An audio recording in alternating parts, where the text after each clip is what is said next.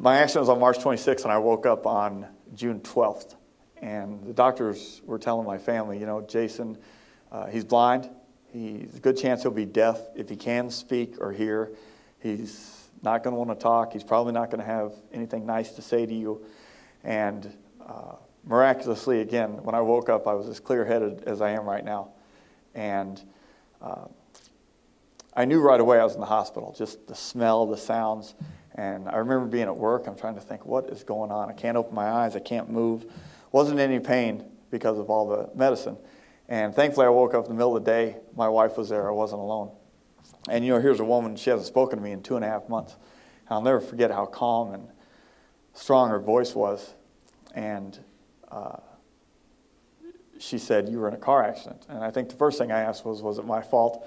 And she said no, so I felt better right away. And about 3 questions into it, she said, "It caught on fire." And I just stopped her. I said, "That's it. I don't want to hear anything else." Ever since I was a little kid, the one thing I was terrified of was fire. Never in my life have I owned a real Christmas tree, a gas barbecue grill. And then I became a police officer, and I went on several fire calls. I saw people who died in fire, saw people who were burned and severely disfigured, and I always thought that is absolutely the worst thing that can happen to you. And the one thing I prayed would never happen. So here, without warning, I'm being told that it did happen. And because I'm not in pain, because I can't see myself, and I was in a car accident, I honestly was thinking my leg got burned, but I was still so upset and so devastated. I didn't want to talk to anybody about that. And it took about 3-4 weeks of asking, you know, Brian a question. I'd ask my dad a question, I asked my nurse a question. I slowly started to be able to piece things together.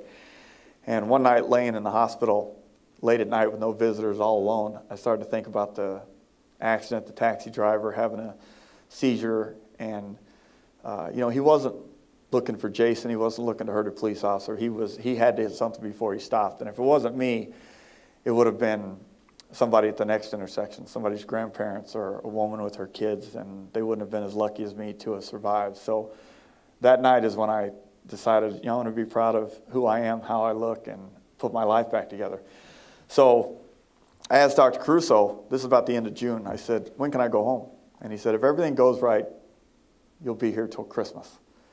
And so I did everything they wanted to, surgeries, therapy, and this picture was taken of me walking out of the burn center on July 31st. And as you can imagine how personally motivating that was for me to be 6 months ahead of the expert schedule. As Brian mentioned, I had to go to a rehab center to learn how to walk, eat, deal with my blindness, the severe injuries to my hands. And, of course, when I got home, I faced a lot of new challenges. Not the husband I used to be, not the father I used to be to my 2 children. My daughter Kylie was only 7. My son Zane turned 3 when I was in a coma and had no idea how to accept me or believe that I was his father. And then I wasn't a member of society. And I know it's tough to have disfigurements and be different in society. See how skinny I was? I had lost 61 pounds. I'm 6'3", and I was down to 130 after this journey through the hospital. And this picture right before we went into surgery. That's an actual picture in surgery. These surgeries were pretty early on. It was in Fairfax County, Virginia. And while I was there, I met a gentleman named Robert Barron, who used to be the senior disguise specialist for the CIA. And I had numerous doctors tell me, you know, your burns are so deep and the skin grafts to your head, we cannot rebuild your nose and ears. And it's the one thing that once I got some of my eyesight back after they opened my skin grafts on my eyes, it kind of bothered me that I didn't have any ears or a nose. So I asked him to make me some prosthetics because that's what his chosen career field was. And I took Brian with me to Virginia, and he was the model for my ears and my nose. And Mr. Barron made me prosthetic ears and a nose, and they were perfect. 2 problems. Number one, they were too perfect, and they didn't match the rest of the scars that I carry on my head and face. But worse than that, you put these on with a prosthetic glue. Well, I live in Phoenix, Arizona. So in July, after about 4 hours, one of your ears falls off, and it scares children pretty bad. So I think I wore them twice, and they've been in the garage ever since. January 13th of '02, I was invited to carry the Olympic torch as it was passing through Phoenix on its way to Salt Lake City. And I was extremely nervous because I hadn't been out in public, and my hands were still in really bad shape. I really couldn't move very good, not getting my strength back, but I realized what an incredible honor this was, so of course I accepted it.